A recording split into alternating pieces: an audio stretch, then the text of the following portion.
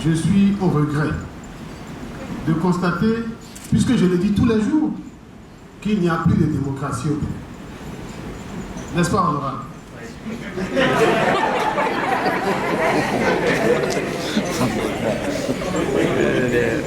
Il n'y a plus de démocratie au Bénin, et si la démocratie est votre credo, sachez que vous avez du pain sur la planche. Vous avez du pain sur la planche parce que vous avez à fonctionner dans des institutions, dans des partis politiques, où vous allez vous poser vous-même la question de savoir est-ce que ce que nous faisons là, est-ce que c'est de la démocratie?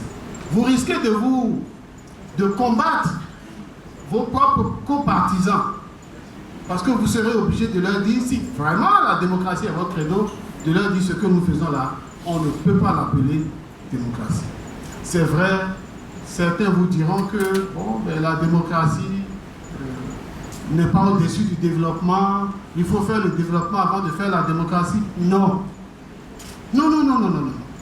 Il n'y a aucun développement qui ne passe pas par la démocratie. Ce qui signifie quoi?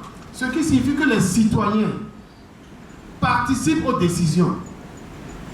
Ils participent aux décisions.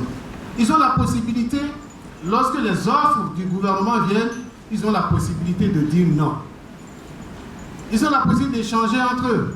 Nous avons pu entendre ici hier, au cours d'un de nos panels, un éminent responsable d'un parti politique de la mouvance nous dit « Nous sommes orphelins de débats contradictoires ». C'est ça. Tant qu'il n'y a pas de débat contradictoire, il n'y a pas de démocratie. Et pour qu'il y ait débat contradictoire, il faut qu'il y ait occasion de débat contradictoire. Il faut que l'environnement soit favorable à cela. Vous avez du boulot parce que vous devez faire en sorte que prochainement, nous n'ayons pas une assemblée monocolore. En êtes-vous capable? En êtes-vous capable? Vous devez faire en sorte que il n'y ait pas un parti politique à une tête et deux corps. On sait que certains parmi vous sont membres de ces partis politiques. Ce n'est pas une mauvaise chose en soi, hein, mais faites en sorte que ça change. Faites en sorte que ça change. Parce que la chose la plus dure en politique, c'est quoi? C'est de pouvoir tenir ses convictions. C'est de pouvoir tenir ses convictions. Vous avez posé des questions intéressantes à l'honorable. Est-ce qu'on peut sacrifier ses intérêts? Oui, on doit sacrifier ses intérêts. C'est le sens de la politique. Parce que la politique, vous vous intéressez à la chose de tout le monde. On ne gagne pas en politique, on perd en politique. Et il faut le savoir avant de s'y investir. Pourquoi je dis qu'on perd? L'honorable vous a enseigné qu'il faut avoir votre propre business. Ça peut vous ouvrir des portes. C'est vrai. En toute association, toute organisation humaine, lorsque vous avez la possibilité de parler avec d'autres, vous avez donc la possibilité de régler des problèmes. Mais si vous êtes en politique, vous allez consacrer le temps que vous aurez pu utiliser pour votre business, vous allez le consacrer à faire des réunions. Oui ou non? Vous allez le consacrer à faire des formations. Vous allez le consacrer à faire des tournées, etc., etc.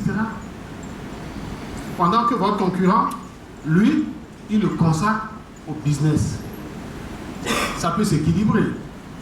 Mais quand vous faites le compte, si vous voulez rester un véritable acteur politique, vous allez vous astreindre à des sacrifices.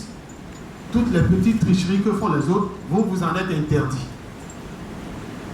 Et donc, sachez-le avant d'y être, qu'en politique, c'est le sacerdoce. C'est le service, c'est l'altruisme, c'est le service des autres. Et je voudrais partager ça avec vous. Je voudrais vous encourager. Du courage pour les dames, mais pour les hommes aussi. Pour les hommes aussi, ce n'est pas facile, ce n'est pas pour vous faire peur. Mais je vais vous dire une dernière chose, restez homme, restez digne, restez attaché à vos valeurs, restez attaché à vos convictions. Il n'y a rien, absolument rien, que si vous ne mangez pas aujourd'hui, enfin, vous allez mourir. Peut-être que si vous ne mangez pas du tout, vous allez mourir. Mais si les facilités dont vous pouvez vous détacher, faites-le pour le bien de votre communauté. Faites-le pour le bien de votre pays. Parce que tout le monde va se plaindre.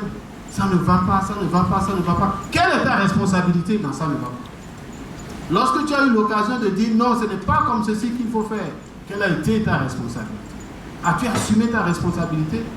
Parce que quand tu ne le fais pas pour la nation, toi-même tu peux en pâtir. Si on discute à l'Assemblée nationale de la fixation des impôts et que vous êtes député et vous ne dites rien, ça ne vous dit rien, vous pourriez avoir payé des impôts forts. Je me suis moqué d'un collègue la dernière fois, d'un ancien collègue, parce qu'il y a 2 ans, un peu plus, le gouvernement a voulu fixer des taxes sur les communications. Et il y a eu la campagne « Taxe pas mes mots », n'est-ce pas? Le gouvernement a reculé.